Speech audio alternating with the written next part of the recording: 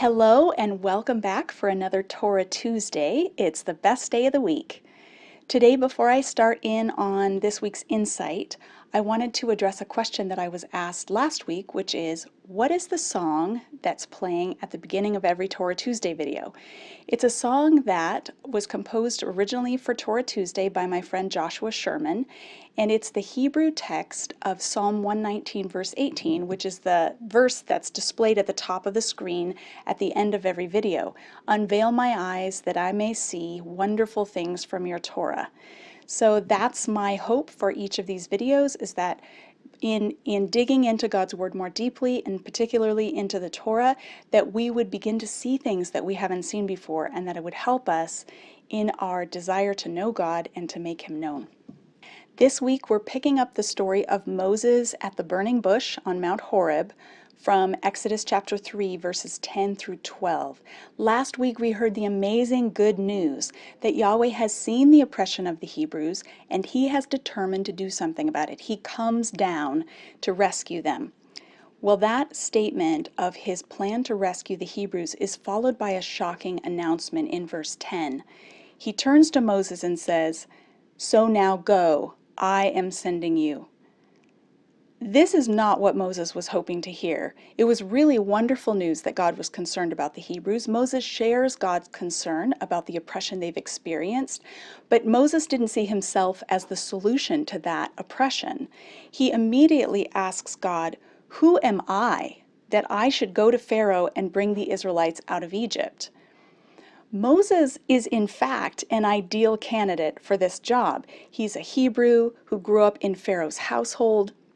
He has 40 years experience of surviving in the wilderness. He's been a shepherd of sheep. He knows where to find water and how to find food.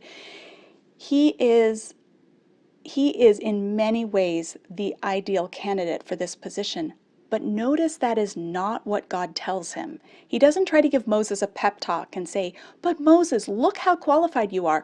Look at all these things I've given you and your life experiences and how they all come together to make you the perfect deliverer for the people of Israel." No, as it turns out, Moses is looking in the wrong direction. He's looking at himself when his eyes should be on God. When Moses asks God, "Who am I that I should go to Pharaoh?" God answers, "I will be with you." In other words, it doesn't matter who Moses is. Moses' own identity, Moses' own qualifications are entirely irrelevant. God has called him, and now the only thing that matters is God's promise to be with him. You know, the same is true for you and for me. It doesn't matter who we are. We need to take our eyes off of ourselves and put ourselves in a place of obedience in answering God's call. God's presence accompanies His calling. And when we waste our time being intimidated, feeling like, well, I could never do that, or that seems too hard, or I don't think I have what it takes, we are missing out on God's work of redemption in the world that He is calling us to participate in. The people of God share responsibility for God's work in the world. That's how He set it up. It has nothing to do with our qualifications, and it has everything to do with the fact that God is with us. So this week, I hope you carry that with you, and I hope you ask yourself and ask the Lord, is there work in this world to which you are calling me?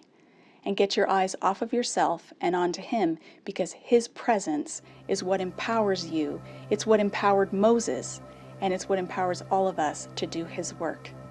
Have a great week.